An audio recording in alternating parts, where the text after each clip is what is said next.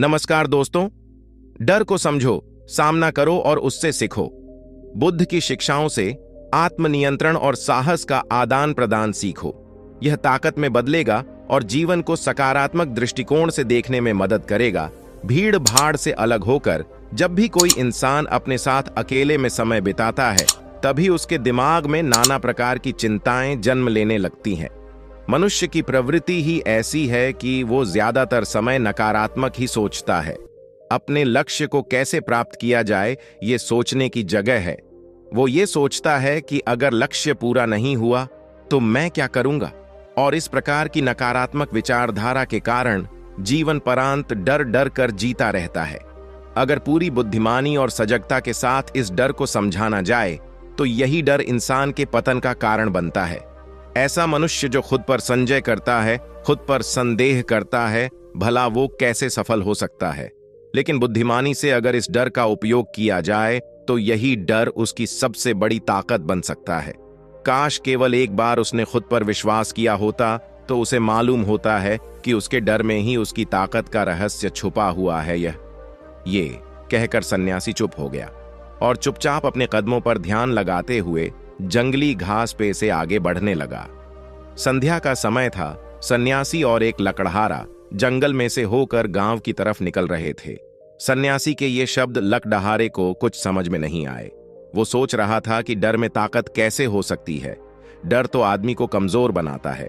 अपने मन की उत्सुकता को जब वह काबू नहीं कर सका तो उसने सन्यासी से पूछा कि महात्मा, ना आप ये क्या कह रहे हैं कि डर में ताकत होती है? डर तो आदमी को कमजोर बनाता है, उसे तो अपना डर दूर करना चाहिए। करारा अपनी बात पूरी कर पाता उससे पहले ही उसे एक शेर की दहाड़ सुनाई दी। शेर की गर्जन सुनकर लकड़हारे का रोम रोम कांप गया। उसके कान खड़े हो गए। जंगल से आती एक एक आहट उसे साफ सुनाई दे रही थी। उसके कदम वहीं पर जम गए थे, वो भी नहीं पा रहा था। उसे पता था कि थोड़ी सी हरकत उसकी जान जोखिम में डाल सकती है। उसका दिल तो तेजी के साथ धड़क रहा था, लेकिन फिर भी वो अपनी सांसों पर काबू पाने का प्रयास कर रहा था। कुछ देर बाद जब खतरा टल गया तब सन्यासी ने कहना शुरू किया। सन्यासी ने कहा कि अभी जब तुम डरे हुए थे तो तुम्हारे शरीर का रोम रोम जाग गया था। जंगल से आ रही छोटी से छोटी आहट पर भी तुम्हारा ध्यान लगा हुआ था। तो इस प्रकार अपने मन के डर के कारण तुम होश में आ पाए, तुम पूरा ध्यान लगा पाए। इससे पहले जब तक तुम्हें शेर की दहाड़ सुनाई नहीं दी थी तब तक तुम अपने विचारों में खोए हुए थे। लेकिन जैसे ही तुम्हें शेर की दहाड़ सुनाई दी, वैसे ही तुम्हारे सारे विचार गायब होकर हम वर्तमान में उपस्थित हो गए थे। यदि तुम्हें अभी शेर से बचकर भागना होता या फिर उससे लड़ना होता तो तुम्हें अपने शरीर की वो क्षमता देखने को मिलती जो आज तक जीवन में तुमने खुद भी महसूस नहीं की होगी। जब कोई कुत्ता तुम्हारे पीछे दौड़ता है, उस समय तुम्हारी जो रफ्तार होती है वो तुम्हारी आम जिंदगी से कहीं ज्यादा होती है।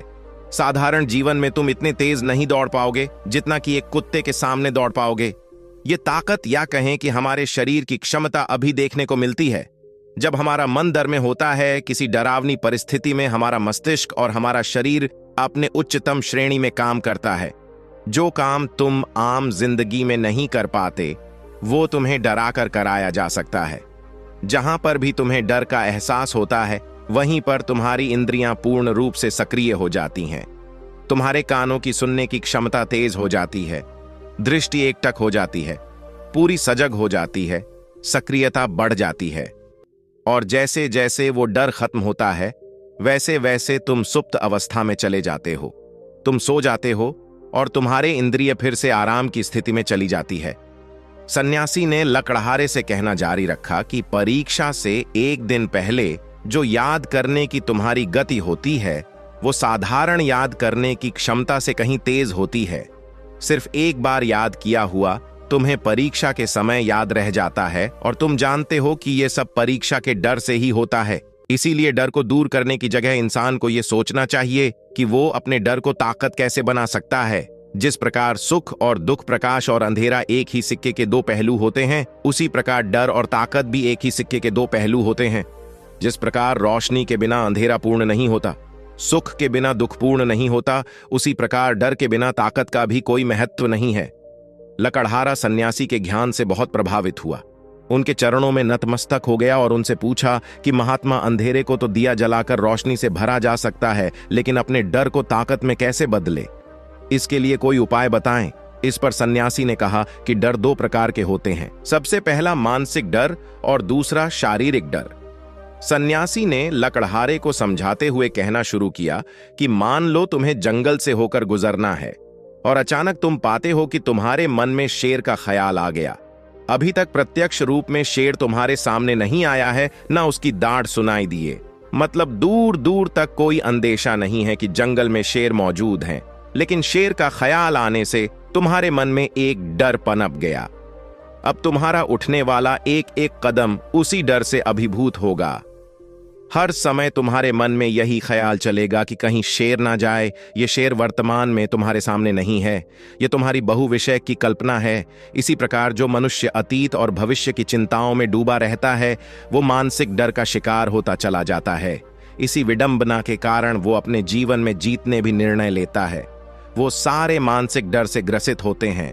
इसीलिए ज्यादातर मनुष्य पूर्ण रूप से अपने निर्णय पर भरोसा नहीं कर पाते हैं, और यही निर्णय या फिर फैसले जो आधे मन से लिए जाते हैं, मनुष्य के कार्य को पूरा नहीं होने देते। लेकिन यह भी सत्य है कि मानसिक डर के कारण ही इंसान अपनी तैयारी पूरी करता है। अगर तुम्हारे मन में शेर का ख्याल नहीं आएगा तो तुम शेर से सुरक्षा के लिए कोई भी कदम नहीं उठाओगे, लेकिन अगर तुम्हें शेर का ख्याल आ गया तो तुम उससे सुरक्षा के लिए कोई ना कोई तरीका जरूर अपनाओगे। तो इसीलिए मानसिक डर बेकार नहीं होता, वो आपकी सुरक्षा को और ज्यादा मजबूत भी करता है। लेकिन समस्या तब शुरू होती है जब आप चाहकर भी कुछ नहीं कर सकते, लेकिन उसके बावजूद आप मानसिक डर झेल रहे होते हो। उदाहरण के लिए, कुछ मनुष्य हमेशा ये सोचते रहते हैं कि उन्हें कोई बीमारी ना हो जाए, कहीं उनके साथ कोई दुर्घटना घट जाए, कहीं उनके साथ कोई धोखा ना कर दे। लेकिन इन सब घटनाओं पर उनका कोई जोर नहीं होता है, ये उनके हाथ में नहीं होता है। अगर दुर्घटना होनी होगी तो होगी ही, अगर बीमारी होनी होगी तो होगी ही। अच्छा खान पान और अच्छी दिनचर्या का पालन करने के बाद भी अगर कोई मनुष्य बीमार हो जाता है तो ये उसके नियंत्रण के परे की बात है। अपनी तरफ से उसने पूरी कोशिश की और यही उसका कर्तव्य था। उसमें कोई कुछ क्या कर सकता है?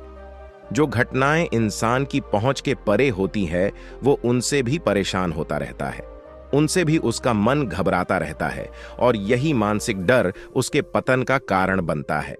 और यही मानसिक डर अगर सही तरीके से इस्तेमाल किया जाए तो मनुष्य समझदार और अनुभवी कहलाएगा। जो इंसान ये सोचता है कि कांटे सिर्फ दर्द देने के लिए ही बने हैं, वो ये भूल जाता है कि कांटे ही फूलों की रक्षा करते हैं। इसी प्रकार एक ज्ञानी मनुष्य किसी भी चीज का उपयोग अपने सकारात्मक तरीके से कर सकता है, लेकिन एक अज्ञानी मनुष्य है अपनी अज्ञानतावश उन चीजों को भी छोड़ देता है जो उसके लिए उपयोगी होती है। विवेकशील मनुष्य फेंके गए पत्थरों का भी महल खड़ा कर लेता है, लेकिन एक वैज्ञानिक मनुष्य उन पत्थरों को दूसरों पर फेंकता रहता है।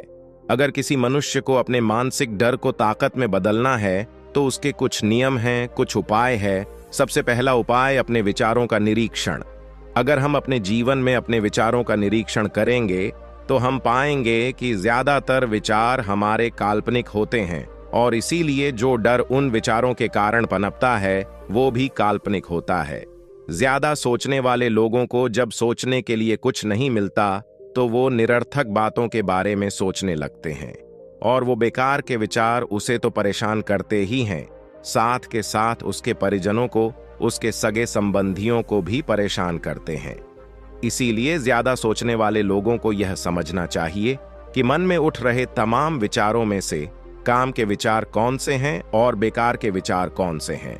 जो निरर्थक विचार हो उन्हें दूर करते जाओ, और जो सार्थक विचार हो उनको गहराई से सोचना शुरू करो। तभी तुम्हारी समस्याओं के, तुम्हारी उलझनों के उपाय निकलेंगे। मानसिक डर को दूर करने का दूसरा उपाय है उसका सामना करना। इसका मतलब यह नहीं है कि तुम शेर के सामने जाकर खड़े हो जाओ, बल्कि इसका मतलब यह है कि पूर्ण सुरक्षा के साथ तुम जंगल में जा रहे हो।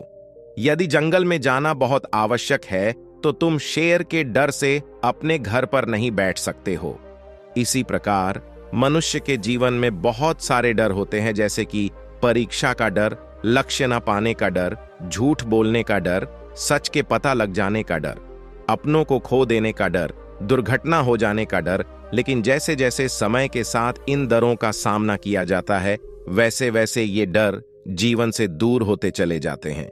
अगर तुम इनसे बचने का प्रयास करते हो तो ये जीवन भर तुम्हें सताते रहेंगे। ये तभी दूर हो सकते हैं जब तुम इनका सामना करो। कुछ लोगों को तो दूसरों के सामने खुलकर बात करने में भी डर लगता है। ऐसे लोगों को अनजान लोगों से बात करनी चाहिए। जितना ही वो लोगों से बात करेंगे, उतना ही उनके मन का डर दूर होता जाएगा। मानसिक डर को ताकत में बदलने का तीसरा उपाय है अपने डर को स्वीकार करना। बहुत से लोग अपने जीवन में अपने डर को स्वीकार ही नहीं कर पाते। अगर आप उनसे पूछेंगे कि उन्हें किस चीज से डर लगता है, तो वह साफ इनकार कर देंगे कि उन्हें किसी चीज से कोई डर नहीं लगता। लेकिन दूसरों की नजरों में ऊंचा उठने के लिए ये झूठ उन्हें बहुत महंगा पड़ता है। अगर वो अपने डर को स्वीकार करना नहीं सीखेंगे तो वो जीवन पर्यंत उस डर से मुक्त नहीं हो पाएंगे। इसीलिए समझदारी इसी में है कि अपने डर को स्वीकार कर लिया जाए। अगर आपको किसी चीज से डर लगता है तो किसी से शर्माने की या झिझकने की जरूरत नहीं है। हर मनुष्य को, हर इंसान को किसी न किसी चीज से डर लगता ही है।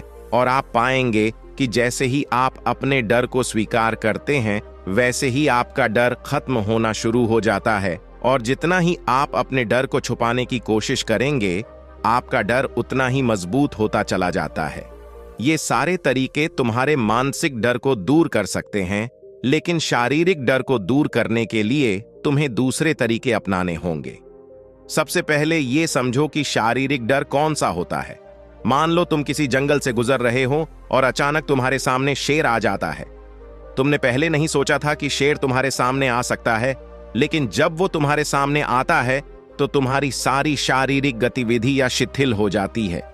तुम्हारी सांसें अटक जाती हैं, मस्तिष्क काम करना बंद कर देता है और तुम्हारा दिल तेजी के साथ धड़कने लगता है। तो इसीलिए जब बिन सोची बात हमारे साथ घटित होती है तो हमारा शरीर उस डर को महसूस कर पाता है और वही शारीरिक डर कहलाता है। ऐसे समय में शारीरिक डर को दूर करने के कुछ उपाय हैं, कुछ तरीके हैं। सबसे पहला उपाय तो यही है कि अपने ऊपर संयम रखें। जब किसी मनुष्य के साथ बिन सोची बात घटती है तो सबसे पहले उसका संयम टूट जाता है और संयम टूटने के साथ उसका मस्तिष्क काम करना बंद कर देता है और इसी वजह से सोचने और समझने की प्रक्रिया भी रुक जाती है, क्योंकि हमारा शरीर उसी प्रकार कार्य करेगा। इस प्रकार हमारा मस्तिष्क उसे निर्देश देगा। अगर मस्तिष्क की सोचने समझने की शक्ति खत्म हो गई तो हमारा शरीर भी शिथिल हो जाता है। तो इसीलिए अगर कठिन समय में मनुष्य अपने ऊपर संयम रखता है तो उसका मस्तिष्क सही तरीके से काम करता है और वो सही निर्णय लेकर उस परिस्थिति से तत्काल बाहर आ सकता है। यहां पर दूसरा उपाय समझने का ये है कि जीवन में कुछ भी घटित हो सकता है। जीवन बड़ा चमत्कारिक होता है। वो हमारी सोच के अनुरूप नहीं चलता, बल्कि उसमें कुछ भी हो सकता है और यही जीवन की खूबसूरती होती है। अगर आपको आज ही पता चल जाए कि आने वाले 10 साल तक अब क्या कर पाएंगे, तो आपकी जीवन में से रुचि खत्म हो जाएगी। लेकिन अगर जीवन एक रहस्यमयी किताब की तरह बना रहेगा तो आप अपने जीवन से कभी नहीं थकेंगे। आपका जीवन आपको आश्चर्यचकित करता रहेगा। इसीलिए यह समझो कि जीवन में कुछ भी घटित हो सकता है, तुम्हारी सोच से परे भी घटित हो सकता है। इसीलिए कुछ अनुमान मत लगा लेना किसी सोच को लेकर। सन्यासी ने अपनी बात खत्म करते हुए कहा कि इन तरीकों से तुम अपने मानसिक और शारीरिक डर को दूर कर सकते हो और आनंद से भरा हुआ जीवन जी सकते हो। तो दोस्तों, कैसी लगी ये कहानी? आपको कमेंट सेक्शन में कमेंट करके जरूर बताना। उम्मीद है ये वीडियो आपको पसंद आई होगी।